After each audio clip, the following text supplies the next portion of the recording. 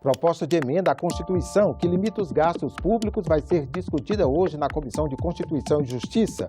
Projeto que torna a vaquejada patrimônio cultural e material está na pauta da Comissão de Educação.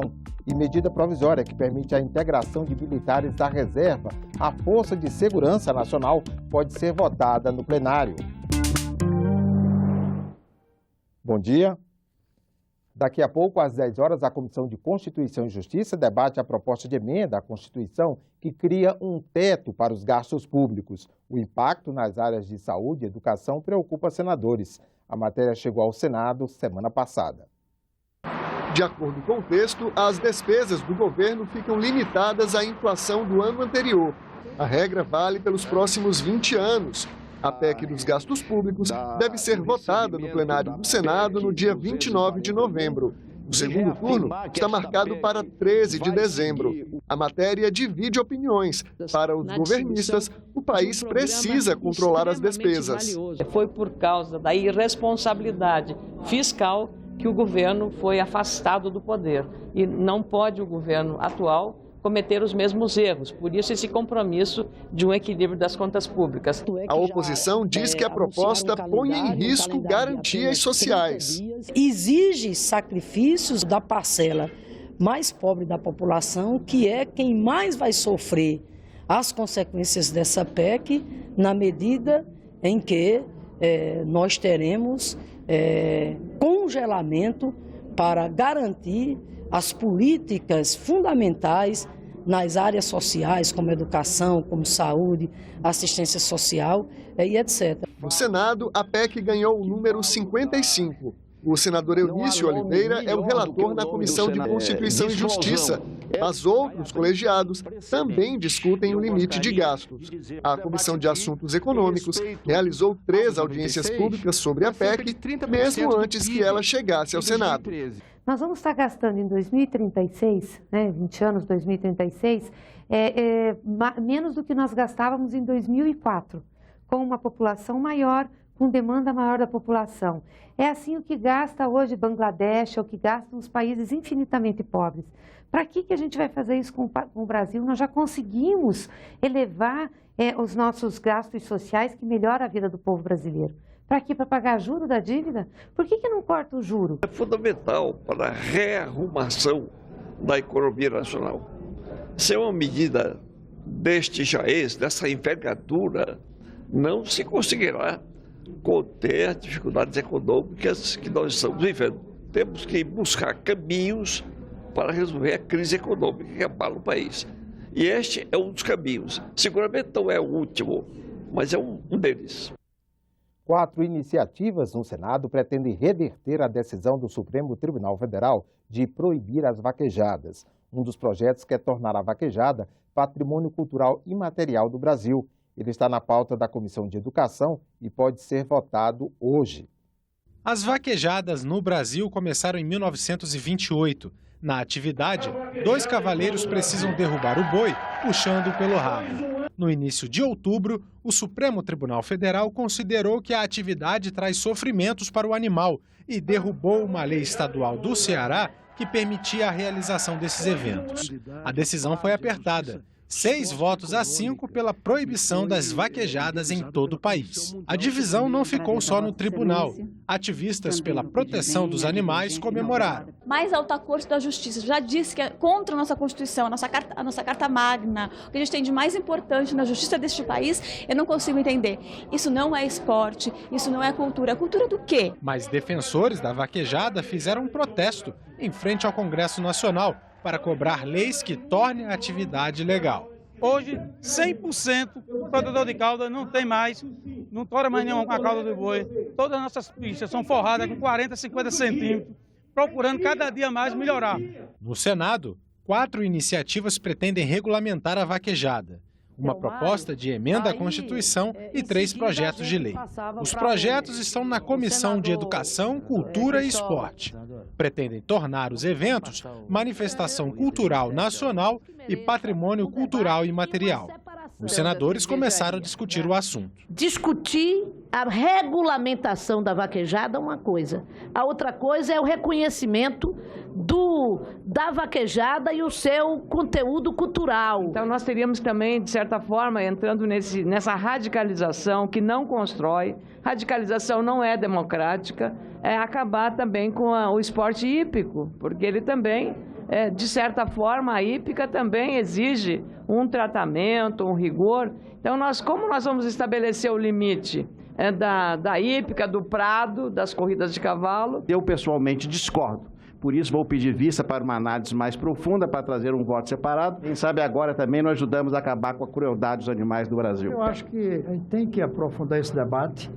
E eu, pessoalmente, não tenho nenhuma simpatia, apesar de ter muitos amigos que têm. Eu creio que vale a pena a vista e também a audiência para discutir esse assunto. Na próxima reunião da comissão, um dos projetos deve ser votado.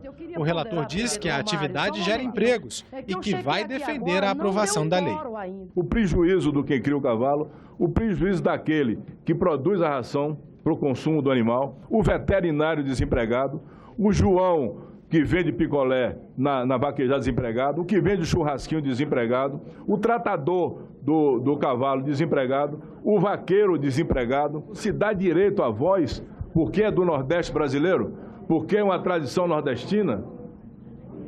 Isso é um absurdo, querer se dizer que não pode fazer vaquejada. O estado do Mato Grosso e parte do Maranhão podem passar a receber dinheiro do Fundo Constitucional de Financiamento do Norte. A Comissão de Assuntos Econômicos estuda nesta terça o projeto que reconhece as duas regiões como uma transição para a Amazônia Legal. Confira outras matérias que podem ser votadas hoje na comissão. Na reunião desta terça, a CAI também deve definir regras mais rígidas que impedem loterias de serem usadas para lavagem de dinheiro. O projeto que está na pauta obriga a Caixa Econômica ou qualquer outra exploradora de loterias a manter por pelo menos 5 anos o registro de informações sobre cada sorteio e seus ganhadores. Se aprovado, o texto seguirá para a Câmara dos Deputados. Outra proposta na Comissão de Assuntos Econômicos proíbe operadoras de cartões de crédito a autorizar transações na internet relacionadas a jogos de azar e pornografia infantil. A reunião está marcada para essa terça-feira, às 10 horas. Ao todo, a pauta tem 14 itens, sendo 8 deles terminativos. A Comissão de Meio Ambiente e Defesa do Consumidor se reúne daqui a pouco, às 9 da manhã. Na pauta, estímulos para campanhas educativas sobre o uso racional da água, normas para o comércio de cosméticos orgânicos e mais transparência e publicidade para reclamações encaminhadas pelos consumidores à Anatel.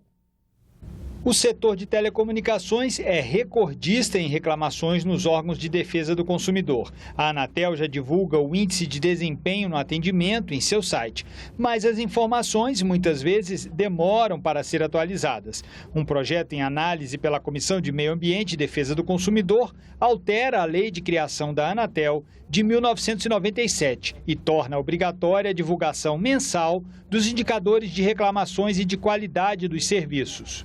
Outro projeto em análise exige certificação prévia para os cosméticos orgânicos. Para isso, altera a lei que regulamenta como drogas, medicamentos e produtos de beleza são fiscalizados pela vigilância sanitária.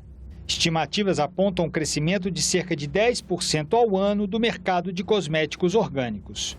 Também em análise, projeto que torna obrigatória a previsão de campanhas educacionais para o uso racional da água nos planos de recursos hídricos. Esses planos são elaborados por estados e municípios com a participação da sociedade civil, conforme determina a Política Nacional de Recursos Hídricos, e definem prioridades, ações e projetos para conciliar o uso e a conservação da água. Confira agora a agenda de outras duas comissões do Senado para amanhã desta terça-feira. Projeto na Comissão de Ciência e Tecnologia prevê que os recursos de pesquisas, venda de produtos, matrizes e animais sejam utilizados diretamente nas unidades de origem da Embrapa. A Comissão Mista da Medida Provisória 741 tem reunião para examinar o relatório. A MP mudou regras do Fundo de Financiamento Estudantil, FIES, e pelo texto, a taxa de administração do FIES, atualmente paga pela União aos bancos, passa a ser paga pelas instituições de ensino superior. Senadores devem votar hoje no plenário a medida provisória 737. O texto autoriza que militares inativos trabalhem como voluntários na Força Nacional. Mas a entidade que representa os policiais da reserva tem críticas à proposta. A medida provisória foi editada um mês antes das Olimpíadas para reforçar a segurança no Rio de Janeiro. O texto permite que militares inativos dos estados e do Distrito Federal atuem na Força Nacional, ligada ao Ministério da Justiça. A regra vale apenas para quem se aposentou há menos de 5 anos. Pela proposta, policiais e bombeiros da reserva continuam recebendo as aposentadorias pagas pelos estados. E para cada dia de trabalho na Força Nacional, tem direito a diárias de R$ 220. O presidente da Associação dos Oficiais da Reserva do Distrito Federal reconhece que a experiência dos inativos pode contribuir para a segurança pública, mas vê problemas na medida provisória. Um cidadão que trabalhou 30 anos submetido a 30 anos de estresse, ele voltar, mesmo que seja por curto período, a exercer aquela atividade, isso pode ter reflexo negativo no desempenho daquela nova atividade. Ou pode deixar vulnerável pessoas ou o próprio profissional. Numa operação da Força Nacional, ele sendo ferido lá, quem vai arcar com o tratamento médico desse homem é o GDF ou a União. Se ele ferir alguém, quem vai patrocinar a defesa desse homem? Porque ele está agindo em nome do Estado. É a União ou o Distrito Federal? Isso tem que ficar bem claro. Para o consultor do Senado, especialista em segurança pública, a medida provisória facilita a convocação dos militares em situações de emergência. As vantagens da utilização desse pessoal é que é um pessoal experiente, eles estão inativos há menos de 5 anos, eles são submetidos à avaliação médica, física, psicológica para poderem atuar nos eventos, né? Eles vão requerer um treinamento mínimo aí para poderem serem praticamente prontamente, né, utilizados nas missões. O texto prevê o pagamento de indenização de R$ 100 mil em caso de morte ou de invalidez incapacitante para o trabalho. A Associação dos Oficiais da Reserva é contra esse ponto do texto. O Estado está dizendo que a vida de um homem vale R$ 100 mil. Todos os problemas do Brasil estão resolvidos, que a vida vale R$ 100 mil. Ou é um grande equívoco, tem que existir, digamos, uma aposentadoria complementar para a família, tem que haver, em caso de doença incapacitante, atendimento federal para esse homem naquele caso, naquela situação, indefinidamente. A Câmara dos Deputados incluiu no texto uma emenda para facilitar a promoção de militares do Distrito Federal. Mas o consultor do Senado acredita que esse trecho da proposta vai ser rejeitado pelos senadores. Esse assunto é matéria estranha à medida provisória, né? Então ela não poderia ter sido incluída no texto, né? Então creio que essa parte vai ser rejeitada porque é inconstitucional, né? Violaria a iniciativa do Executivo de propor lei para tratar desse tema, né? Na nossa página na internet você pode acessar outras notícias. E você vê, ao longo da nossa programação, a cobertura das atividades legislativas aqui no Senado. Obrigado pela companhia e até a próxima.